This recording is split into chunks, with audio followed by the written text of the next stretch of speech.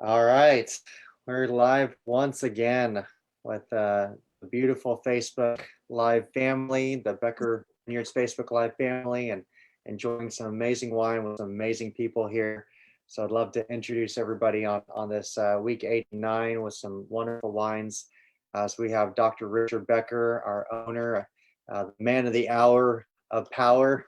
Then we have Kaylin Hall, one that does everything and all things all at once. Myself, yeah. She's just amazing like that. And then myself, Bobby Totten, the wine club director here at Becker Vineyards. So these wines that we have tonight. So we have one great surprise and some wines that we've tried already, but some wonderful wines. We have the 2017 Semillon from Bingham Family Vineyards, which I believe that's what we will start off with as the Semillon. And then we've got, we also have our 2017 Canada Family Cab, and then our 2018 Wilmeth Family Cabernet Sauvignon Reserve. So wonderful wines. We'll kind of mix up the list here and taste them together. But I want to hand this over to Dr. Becker and hear what you have to say about week 89. Astonishing. I mean, who'd have thought, Bobby, came 89 weeks ago, we would still be trying to escape and trying to remember all the people who are fighting this terrible disease. And it's exploding again with this next variant, the Omicron variant, even maybe twice as infectious as the Delta variant. And the people fighting this battle are the people that we salute first every night. And I wish I could give them all a glass of wine when they get off duty. I was just talking to a nurse in the neuro ICU at one of the hospitals, and things are not good. We've just got to get everybody protected, vaccinated, safe from this. Protect your families. It's not just about us. It's about the other people that we're exposed to. Anyway, a vaccine is good. And anyway, I want to. It's what a treat to spend an hour tasting these wines. Bobby, great selection, wonderful wines from Bordeaux, wine style, very Bordelais, and this will be fun to taste and talk about. Thank you. Sir, no, thank you very much. And this is an honor. So if you have your glasses ready, guys, go ahead and start off with our Semillon 2017 and just released this. Incredible. So this is the lost barrels. Every once in a while, I have to get John and say, John, let's go around and look at all the barrels. Let's taste them. Let's see where we are. And we always find something that was misplaced. One item was the Semillon that had been in barrel for 3 years from the Bingham Vineyard. They're wonderful Semillon growers. Not a lot of Semillon grown in the United States, and not a lot in Texas. And so it's fun to make this and to find this beautiful Semillon that had been in barrel for 3 years. And Semillon is a great native to Bordeaux. And the name Semillon reflects the native pronunciation of the town Saint-Emilion, the area where this grape came from. So Semillon is Saint-Emilion. It's a great blending grape. When it's by itself, it tends to be primarily in the Sauterne, where the grape, the viticulturists allow botrytis, or what's called noble rot, which sort of raisins the grapes and greatly intensifies the flavor. But it's also blended with Sauvignon Blanc, and I think the greatest white Bordeaux's are a blend of about 80% Sauvignon Blanc and 20% Semillon, sometimes even more, maybe 50% Semillon, depending on the year. And Semillon adds a waxiness, a creamy lemon note, a little bit of honey, a little bit of grass, if you're on a picnic. And it's an amazing wine. And this type of wine this taste is a more, I guess, something that someone who's tasted a lot of wine would prefer, or might. I think, I don't know if the first time you tasted a white wine, this would knock your socks off, but it knocked John's off. So when I said, John, why are we keeping Semillon in barrels for 3 years? He said, oh, I think the truth is they got lost. I said, John, what do you think we should do with this? He said, bottle it immediately. And so how many cases do we make, Bobby? Approximately 200. Yeah. So we had 4 or 5 barrels, and here it is. I'm really proud of this. Wow. What do you all think? What do you taste? So I think it's super pleasant. On the palate, I'm picking up maybe some mango, papaya notes. And I'm also picking up something that reminds me a bit of almost pie crust, the butteriness maybe in pie crust. And I'm not sure if this was aged on lees or not, but it almost feels like it. And I don't know. I want to say like lanolin as far as the texture that I'm picking up on this. It's a really unique wine, and it's something that I don't really have the palate or the breadth of palate to be able to compare it to something, but I feel like it reminds me of like Alsatian Pinot Gris or something along that line or that realm. And this weekend I actually did let somebody sample it who was not a big wine drinker and thought that they only preferred sweet wines. And so they tried this next to the Roussanne, and I thought it was really interesting to have the dichotomy between the two, because this has so much oak influence and it's so much richer. And the young woman who thought she only liked sweet wine, turns out she likes a lot of other wines. She really thought that this was pleasant. And I think with the oak aging, it's just so rich. It's different than what you would expect as far as viscosity and body on a white wine, especially just based upon the color of it. Like looking at it, I would not assume that it had sat in oak for nearly 4 years. And it's gorgeous. It's a beautiful wine. What do you think, Bobby?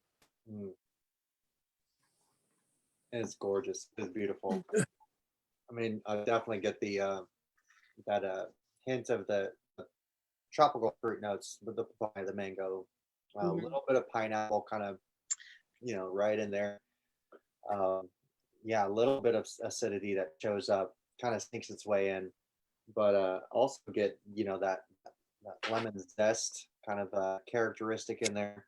A little bit of that honeysuckle, almost honeycomb, kind of buttery richness, and hints of like creme brulee, like almost like a nice thought, yeah. Toasted caramel, kind of a characteristic that just kind of peaks right at the finish from. I believe that would come from a little bit of that oak that it's aged in. So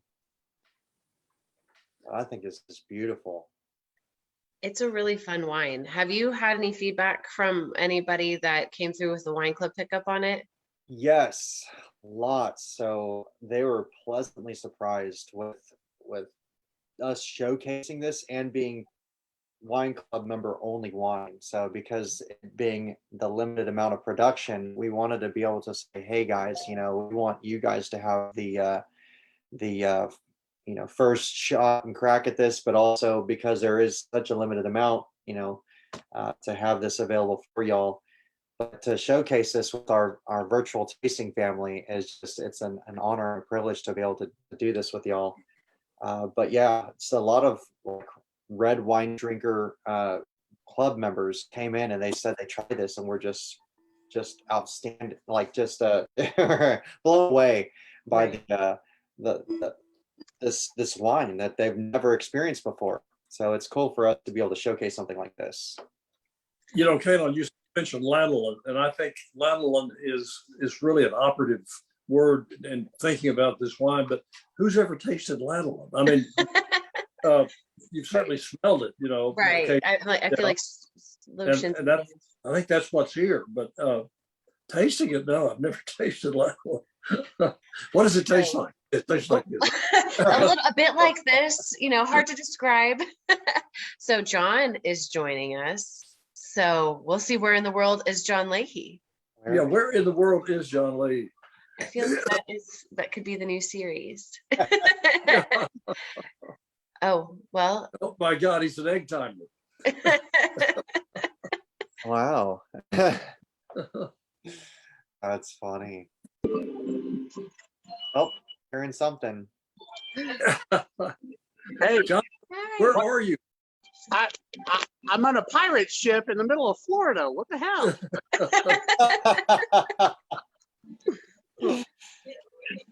Well, we're drinking your Semillon Oh, and enjoying it. awesome. I wish I had a glass of it right now. I'm not going to stay very long, but I wanted to say hi to everybody Well, and thank everybody you. out on Facebook. And so, John, now that you're here, what does lanolin taste like? Lanolin, it kind of tastes like sheep fur. So that's what we're drinking here. Well, okay. Can we come up with a better descriptor? Like maybe, I don't know, robust. There you go. We can certainly work on our words. Yeah, right. Bobby, first of all, I think the wine selections that you chose this week are excellent. I'm sorry, I'm not going to stay very long. I have a pirate dinner to get to. And as you all know, I'm very much about pirates. Do you see the show? Fantastic. Yeah, right. That's amazing. Well, we don't want to keep you, but we're excited that you popped in to say hello. I wouldn't miss it for the world, to be honest with you. There's only two things I absolutely, truly love in this world: making wine and drinking wine. So, and of course, Jody's not here, so I get away with saying it that way. But to be honest with you, I thought that Semillon, the way we barrel aged it and did everything, just to prove that we can do it. So it was a fun project. And and I have to give a fair share of credit to Rachel too on that one. And Daryl and everybody else. Winemaking is a team effort. It's not a solo sport. John, and part of the team is having someone find the lost barrels, which I'm taking credit. When you find them, Doc. Oh. Well, listen, I'm being waved into the dinner, so I'm going to leave. I just wanted to say hi to everybody. Well, thanks for joining. Enjoy your pirate dinner. You betcha. Take care, guys. Bye. Bye. That's so fun. Well, what a pleasant surprise. I wouldn't have guessed pirate ship, but I should have. I should add that to the list. Yeah. Right. No, I mean, at Disney, you got to do it. Mm-hmm. So this one, Let's talk about how this grape is used. There's not a lot of dry standalone Semillon made on the planet. There's some, but it's primarily a Sauterne or a Barsac or blended with Sauvignon Blanc, and it's the I guess the Sauterne, where it's aged in oak for a number of years, and is one of the longest lived wines. 100 years, 200 years. It could be wonderful, and so this may be the longest lived wine that on the planet. It's just when it's made just right, it's there forever. And the food pairing, guys, what do you think? wow. So I cannot recall the name of this cheese that Jess brought in this weekend. It was some sort of, I believe it was sheep's milk cheese that was aged in hazelnut leaves. Ooh. And it was incredibly nutty, and it had the beautiful cheese crystals and all of that. And it was fantastic with the Semillon. Bobby suggested that. So I just stole that right up from beneath him. It would be good. Yeah. But I also think that this would be something that would be really nice with a good rich ham. I think you could go into a lot of different white and red fish and be well taken care of. Let's see. How about crab? Crab, absolutely. Escargot would probably be good. Anything with all that butter. Maybe some squash dishes. Sorry for stealing the cheese, Bobby. Do you have any other really good ones? No. I mean, that was spot on. It's awesome. A beautiful pairing. It was crazy when I tasted it. It was just like, oh my gosh, Semillon killed it. But I was thinking tamales. Oh, So, be also fantastic. it is the season. It's just kind of on the forefront of my mind, and I haven't had tamales in a while. So this is might just be because I'm hungry. Could be that. But yeah, no, definitely crab cakes would be amazing with this. So even some ceviche. Oh yeah. Well, now, so we're going to taste two Cabernets from, I think, one of the great Cabernet vineyards in Texas, Yes. at Wilmeth. And maybe taste the 18 first, 17 last. Is that? Yeah, I you believe Okay. Yes. You know, Jet's family is Welch. How many Welch farmers are there in Texas growing grapes? One. At least I think. one. Of course. him and his brother. That is, well, yeah, that's true. Okay. Right. One family. And Yeah. this is Wow. a treat. It really is. I feel like it's been a few weeks and or months since I've had this. Right. I haven't visited this cab recently, No, but it's fantastic. And we're going from a classic white Bordeaux grape to a classic red. It's interesting how well the Semillon sets up your palate for this Cabernet. Did you notice? It's like it was just what could be better to be the next wine. They flow well together. I mean, they Yeah. Absolutely. I think the body and the oak on that Semillon certainly sets your palate up to be very receptive to reds. Definitely didn't have the shock of switching. and that's why I think that anybody that enjoys a red would enjoy that Semillon, because it just, it has that body and that weight to it. Absolutely. Yeah, this We have Wilmeth cab.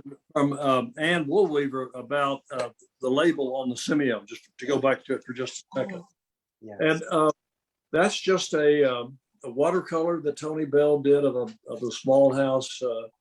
I think that maybe that was a house that he and Claire used to rent in Austin. But it's just it's just a beautiful piece of art, like so much of his work. And I got a chance to see a sculpture that Tony made out of a bar of silver. Gosh, probably in the 70s, of a longhorn bull. This weekend, an old friend of his showed it to us. That was a treat, but that may be one of our labels down the road. Oh, really? But anyway, this house just another thing that Tony painted, did a watercolor of, and it's wonderful, I think. Okay, so what are you tasting here, guys? Bobby, what are you getting on the nose? And I'm definitely getting that raspberry, dark cherry, plum, a little bit of anise. Yeah. Kind of that almost that black licorice kind of a.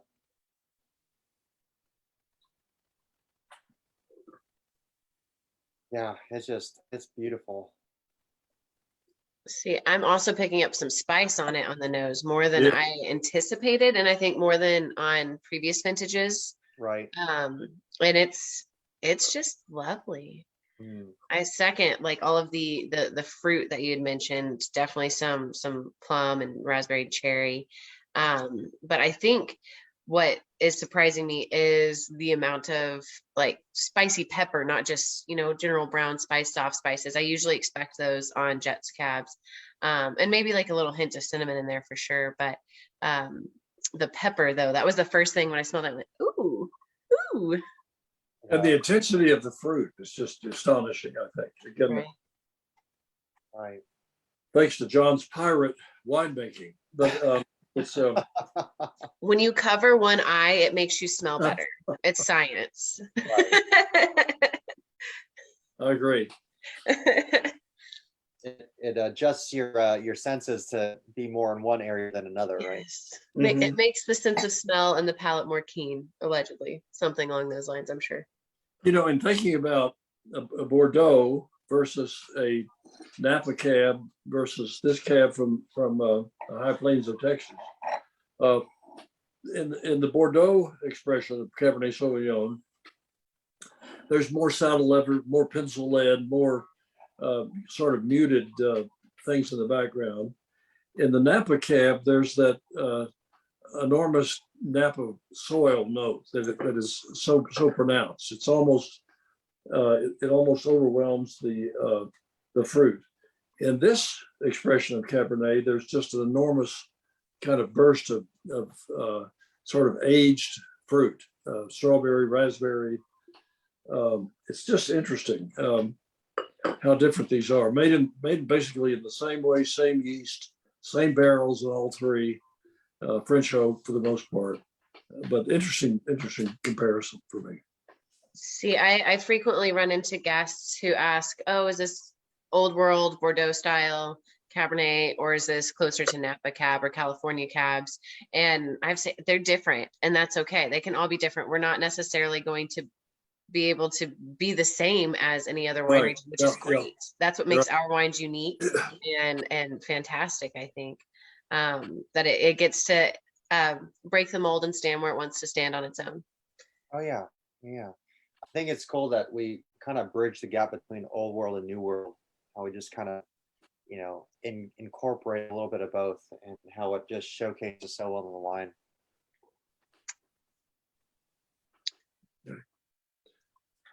See, this wine makes me want to eat a huge beef tenderloin and have roasted veggies and hang out and in front of the fire with good friends, or even just a movie and rest. It smells like comfort in wintertime.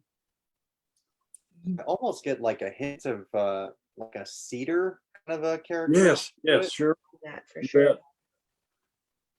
Mm. Which is You neat. know, the hummus, the forest floor, the cedar, the saddle leather, they're all here. But somehow the fruit is just so strong in this. It'll be fun to taste this wine 10 years, 20 years, 30 years.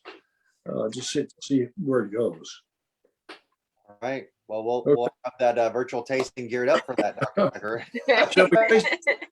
Shall we taste it side by side with the 17? Yes. So basically the same grapes, same viticultural process, same barrels, one more year in the bottle. The different harvest year. 17 was the famous harvest year in Texas because of the hurricane and the extended period of ripening in West Texas. But a different wine. I mean, it's amazing how different this is. Just on the nose. And this is much more Bordelais. Pencil lead, saddle leather, Right. or all those things are much more forward on the nose than in the 18. So this one, we're actually doing the 17 Canada cab on this one. Thank you for telling me that. I did not. Goodness. We're I mean, you only have so many cabs that you produce, you know? right. And that 17 Wilmeth went really quick Okay. because it was so good. So we had to switch over. Uh-huh. But this Thank you. Canada. So this vineyard is 15 miles away. Basically same soil, probably different grape clones. That'll explain a lot. And I love these wines equally. I think they're different. And this 17 Canada, thank you, is all the things I just said. Yes, sir. I was already silent for a few minutes. And, That's okay. Hey. And contemplate my shortcomings. And These are some great wines to enjoy together, and just how amazing they are to showcase some of the fruit characteristics and being just so close, but the different soils that are there are just it's wild how they showcase different things. Yeah. And Brenda, she does an amazing job. I mean, how dedicated she is to her vines, Yes. just as much as Jet. But I don't know if Jet ends up singing to his vines like Brenda does, or if they're that responsive. Mm. But yeah, these are. I'm looking forward to the new release of the Canada Family Cab. I know that we've had the 18 bottled for a while, and we just have not released that just yet. And I'm just like trying to sell the 17 out so that we can get on to the next vintage. But the 17 is just been aging so well. I hope we're holding some back, because we have 18, 19, and 20, either bottled or in barrel. Mm-hmm. And that's a treat. Right. Kayla, talk to us about what you're smelling, tasting. Well, on this cab, I'm picking up perhaps like sweeter red fruit, maybe very, very ripe raspberries, really ripe plum, just sweet cherries. Also quite a bit more like caramel, chocolate, and I usually get quite a bit of pyrazine content on this wine, but I think it's starting to mature a bit. And so I'm picking up more coffee and chocolate mocha notes. I'm still getting some really good minerality, maybe almost like hints of the graphite or pencil lead. But it is just beautiful and fantastic. Ooh, I have a visitor at my house. But this wine is just, it's beautiful. And I think it's always really interesting to smell and taste them side by side, even though they are different vintage years. I think it still helps kind of identify a sense of place between the two wines. You're able to pick up kind of subtle differences in fruit and the types of spices that I pick up on it anyhow. That's what I'm getting. Yeah.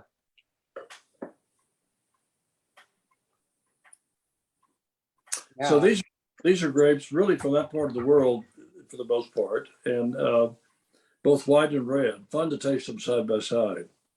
But I love the way this fruit is expressed in Texas. We were talking about it's not old world, it's not California.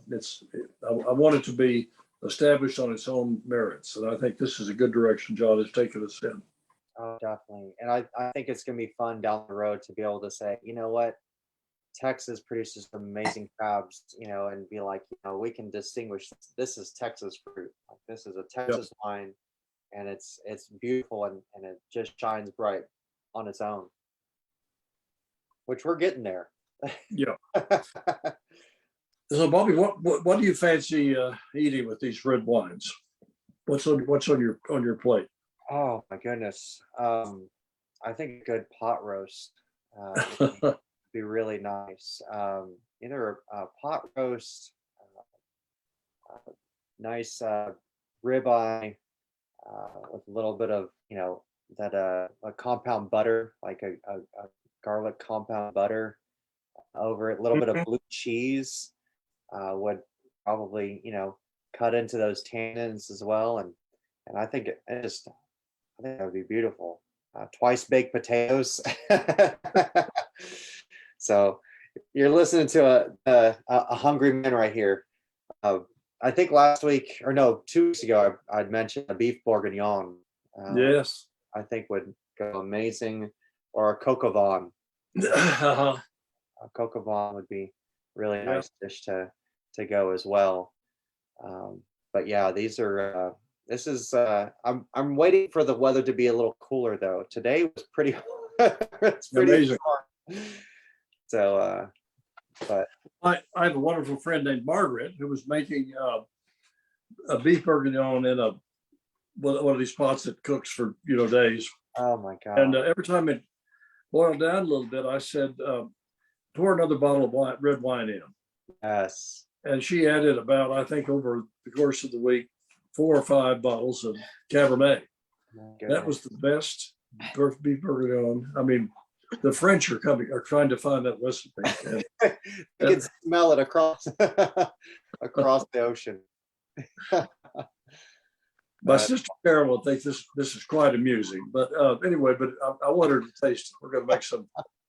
That'll be fun. There you go. There you go. I'll be knocking on your door, sir. I can follow my nose to San Antonio. Yes. That's right.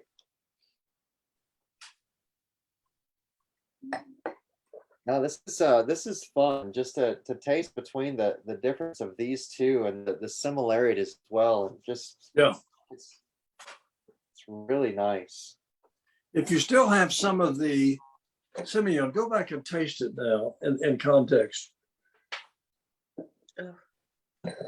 Amazing how nicely that white wine, you know, that your taste buds are not disturbed by the cab. That it tastes just like it did a minute ago. So that's a kind of an amazing thing. Well, and I think it's quite incredible to have this option, because frequently whenever you're trying to plan meals for family and pairings and all of that, you may not have 17 courses at your just, general gathering. But to have wines that may be complementary of the same styles of foods and dishes that are richer and heartier, and also not be shocking to the palate if you were decide to have a glass for each hand. I think it's nice to not have the shock on the palate of switching from red to white or white to red. I'm pleasantly surprised by that. No, exactly, because you're not going to jump over to a Pinot Grigio after.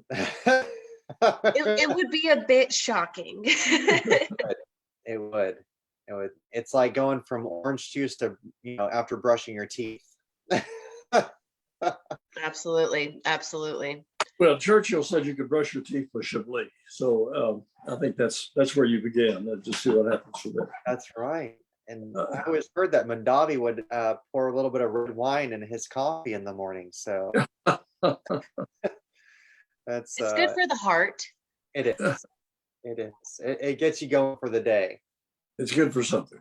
All right. Any more thoughts on these wines, Troops? Or I think they're both beautiful, and it's helped me decide what I need to take home for Christmas for the family.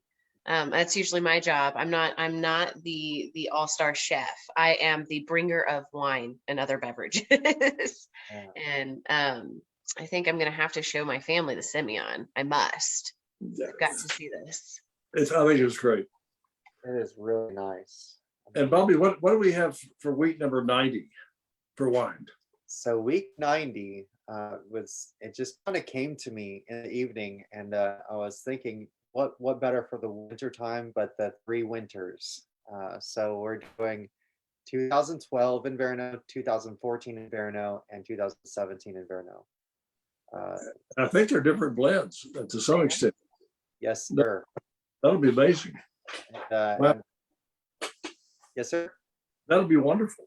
Yeah. It'll be really nice, and to have enough to showcase. It was a limited amount that we're able to get out to everybody. So, keep an eye out. I might be removing it the next day or so. So please, be patient with us. But we've got maybe about another 20 orders left that we can fulfill, and it's gone. But really enjoyed to be able to share that with everybody. Week 90. Just crazy. Gosh, thank vaccine troops. Okay. Kaylin, any farewell notes, or Bobby? Are we there? I mean, we got through wine club pickup party. We got through shipping, and we're still in the midst of holiday shipping. I promise, if you leave us a voicemail, we will respond to it as quickly as possible. We are rocking through these orders, handwriting all the gift notes and packaging them with love. And so we're just excited to be a part of your Wednesday night routine. We're also excited that you want to include us in your family gatherings and with presents for friends as well. And we look forward to seeing y'all next week. Yes. And I have to say again that my hat's off to the tasting ability of Bobby and Caitlin. I'm impressed, but I was certainly nowhere near where you guys are at your age. So I'm not there now either. I can't remember the names of the wines. Anyway, so anyway, thank you. Cheers. Thank you, Dr. Becker. Cheers. Thank you so much. Good night. Everybody. Good night. Good night.